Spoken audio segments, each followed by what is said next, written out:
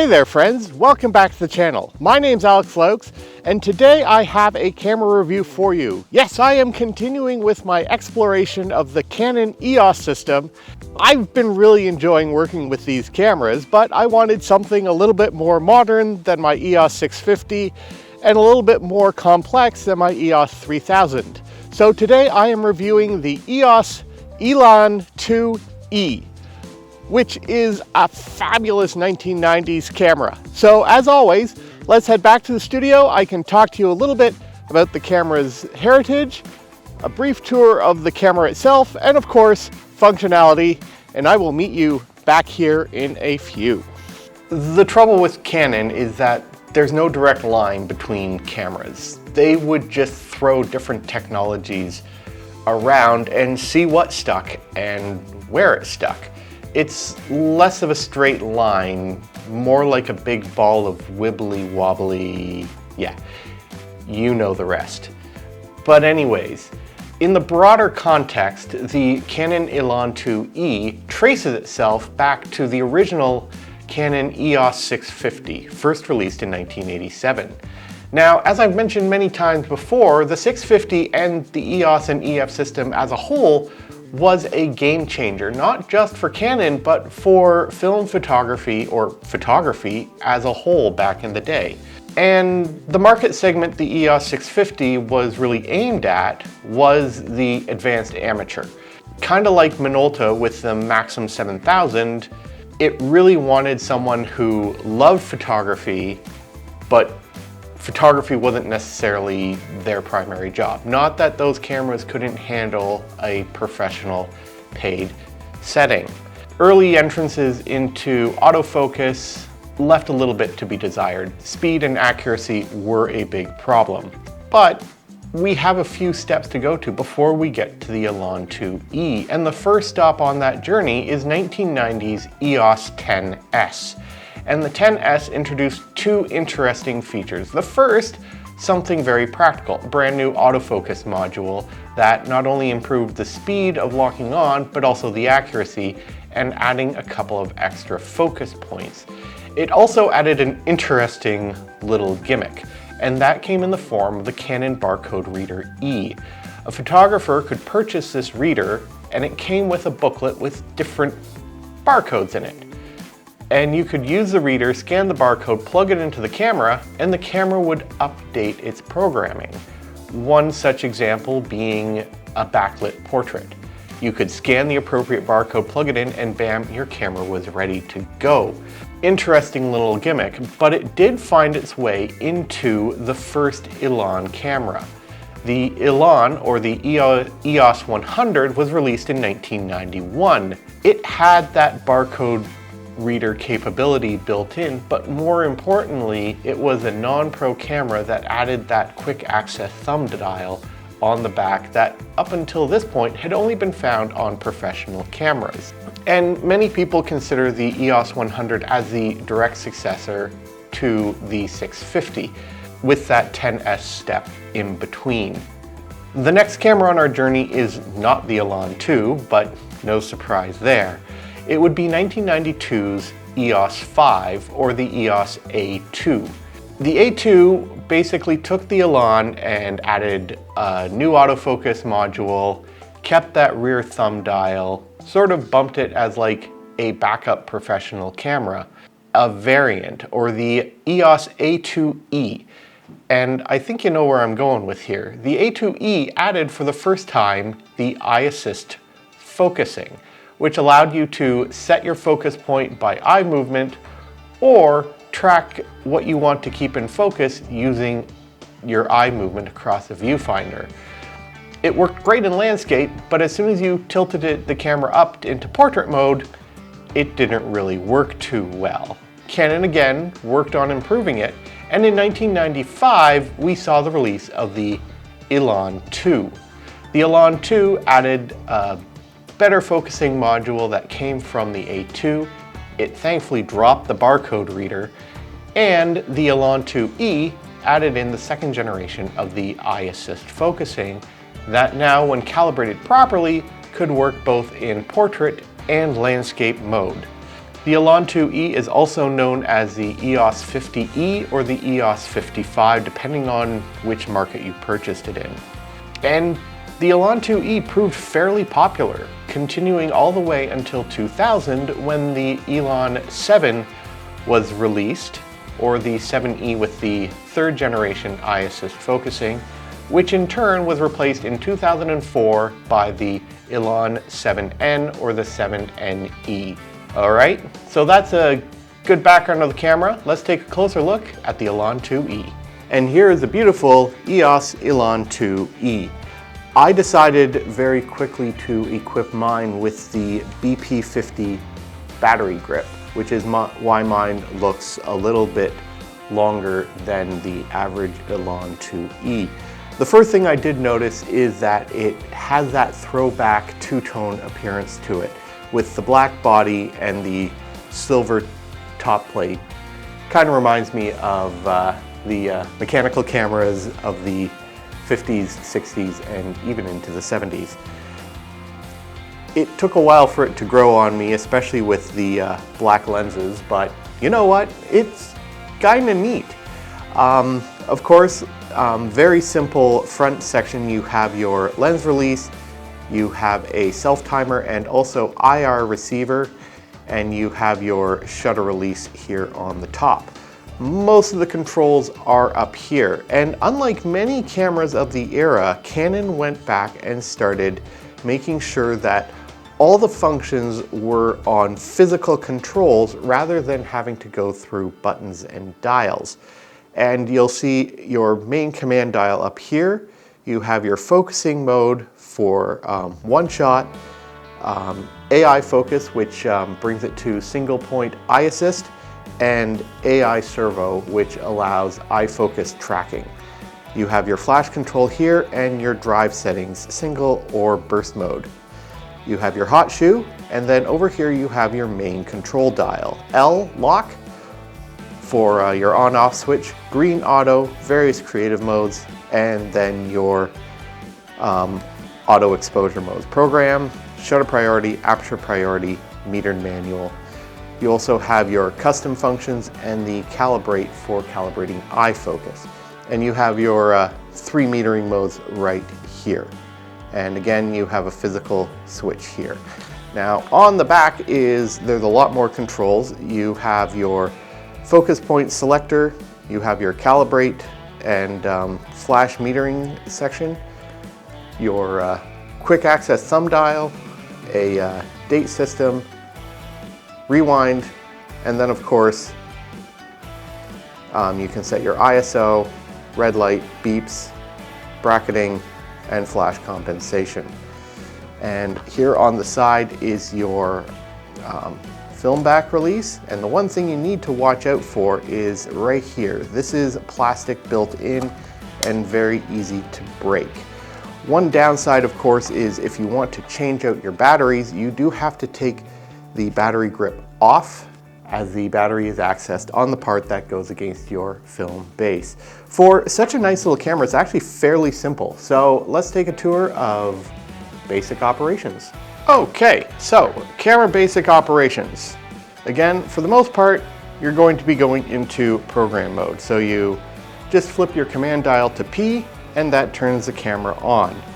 You then have this lovely little display that will eventually show your film counter and exposure settings. There you go, give it a half press, and it'll show you the battery level and here.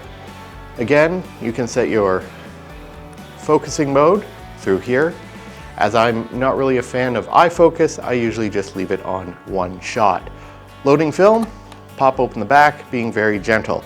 One interesting thing is that you don't actually need to use sprocketed film in this camera because it uses a simple reader rather than an actual gear.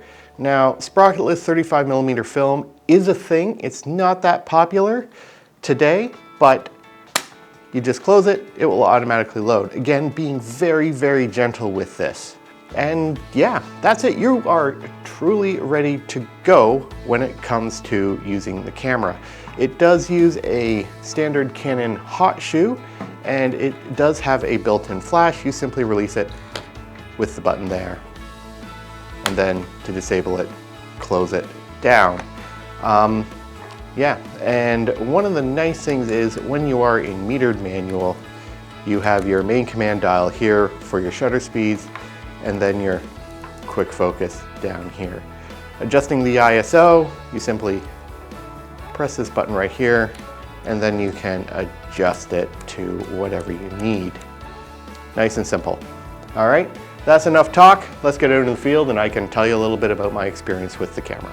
All right, so today I am back in Oakville, Ontario, and I have Ilford FP4 loaded into my Elan II.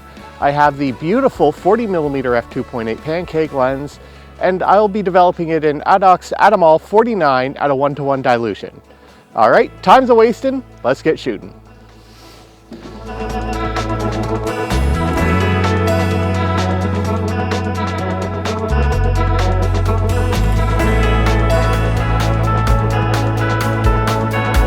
The Elan IIe is a camera that you can easily take out of the box, mount a lens, load your film, and get into the field without having to read the manual. The mainly plastic body makes the camera lightweight and surprisingly well balanced, and that's even with the BP50 grip added. Although the plastic construction is the camera's primary weak point. All the controls, despite being made in '95, are linked to physical switches, knobs, and dials. All of them are well placed and easily reached. You do, however, have to watch out for when you load film. The film door latch is plastic and easily broken, so be gentle. But once you have the film in, it loads automatically and advances in a forward direction. The viewfinder is bright with plenty of information available, and with both a command dial and a rear quick access thumb wheel means that even using metered manual, there's no second button to push to adjust the other setting. The camera is fast and almost silent in its operation. The autofocus is accurate when using the standard autofocus. I did have a lot of problems with the eye focus, both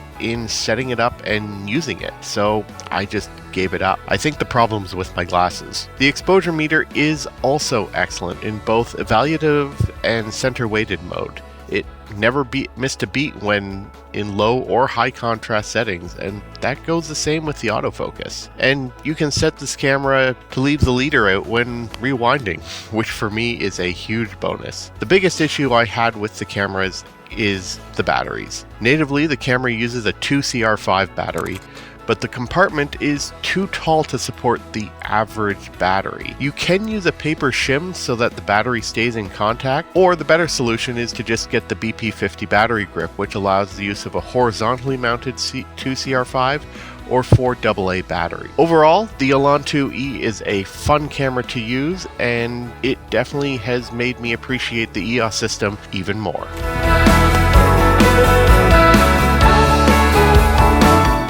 But as always, the real power behind the Elan II is the use of the EF system. So let's take it back to the studio. I can tell you about the lenses that I like to use and go a little bit more in depth about the eye focus system. And I'll see you back at the park. Of course, like any Canon camera, the real power lies within the catalog of EF lenses that you have access to. And like the 650 and the 3000, you can use any EF lens on the Elan II, from the first generation up into the modern lenses that are still being produced today. Of course, the first thing you need to watch out for is that the camera will not mount EFS lenses, and if you do, there is a strong possibility that you will not only damage the lens, but you'll damage the camera as well. So what are some good starting options for the Elan IIe? Well, if you already have existing EF lenses, you're good to go. So just use what you have. But if you are building a system from scratch, probably the best thing to do is to invest in a simple kit zoom lens. And for that, I recommend the 28 to 80mm Series 2 kit lens. It's not perfect, and it definitely has some flaws, but you can have it for relatively low cost, so you're not breaking the bank. Of course, once you get used to it, you probably want to add some fast primes to your kit.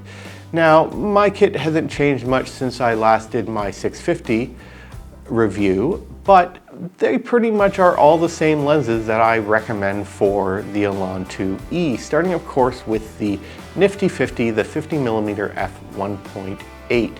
This is a solid standard prime lens with f1.8 aperture, so it's really good for low light, great for quick portraits, and just a general carry around lens. Of course, if you want to go low profile, I again recommend the 40mm f2.8 STM. Incredibly low profile, fantastic optical qualities, and with that f2.8 and a little bit of macro added in, you have a fantastic knockaround lens that doesn't add a lot to the camera itself. And again, fantastic image quality, and it's basically the lens that I like to keep on the Elan IIe almost 90% of the time.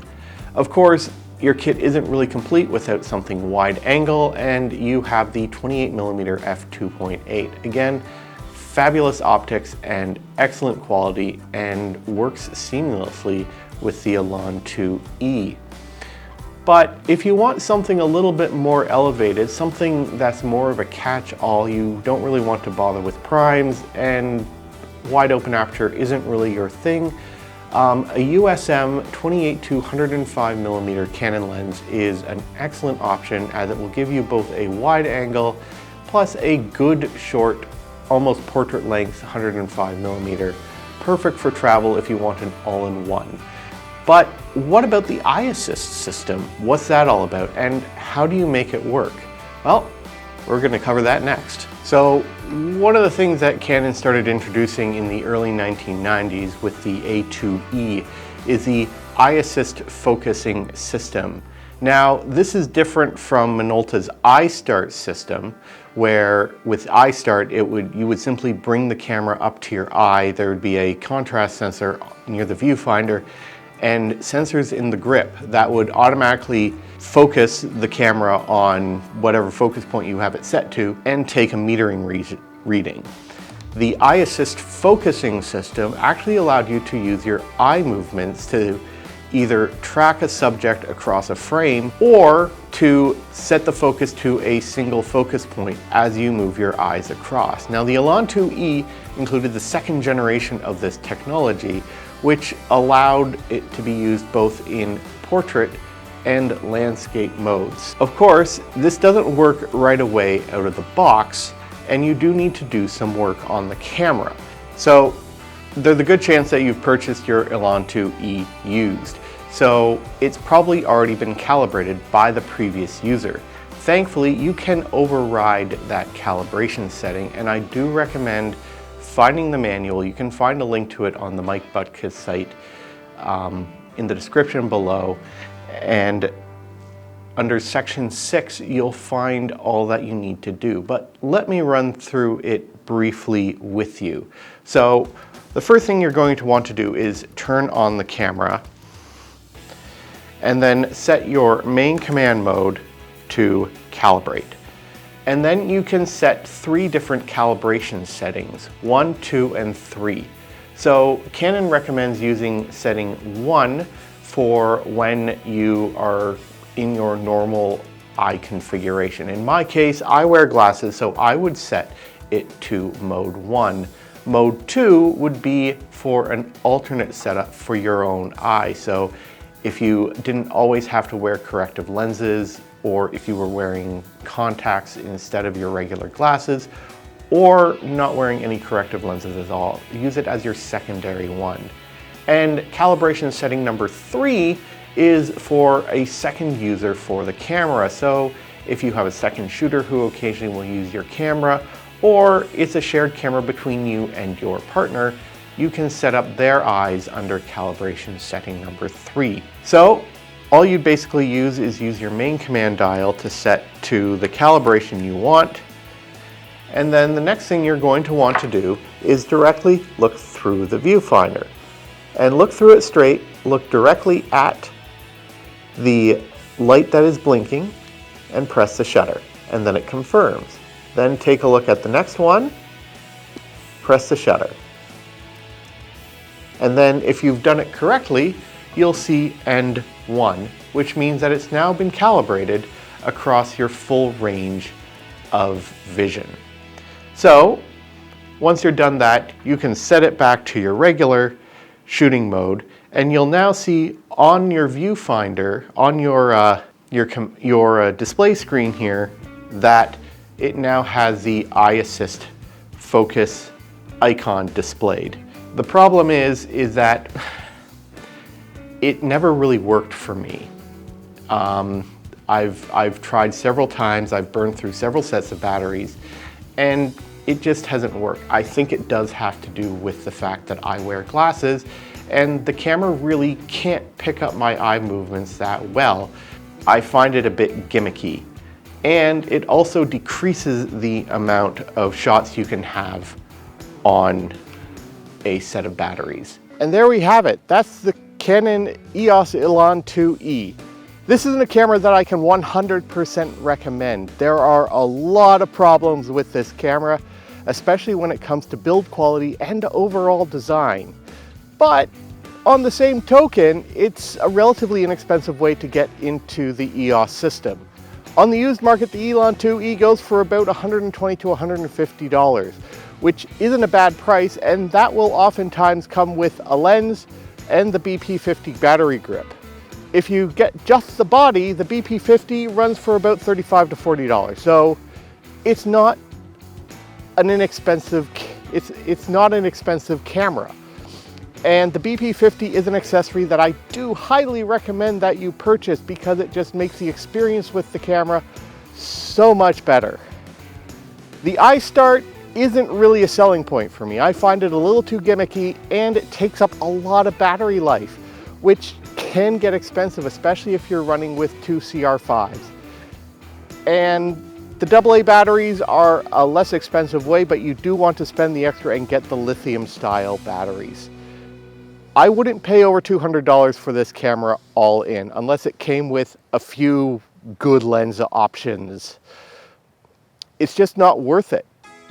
It's plastic, there's a bunch of weak points to it, so you really do have to be gentle with this camera when you are out in the field with it. But for what I need it for, it does just fine. But let me know in the comments below, have you used any of the Elan cameras? Which is your favorite? I know that if my Elan IIe breaks, I'll probably save up a little bit and spring for the 7N. I don't need the iStart or the eye assist focus. 100% not worth that extra money for what it does. Leave me a comment below. If you're new to the channel, please consider subscribing. And if you like this video, give me a thumbs up.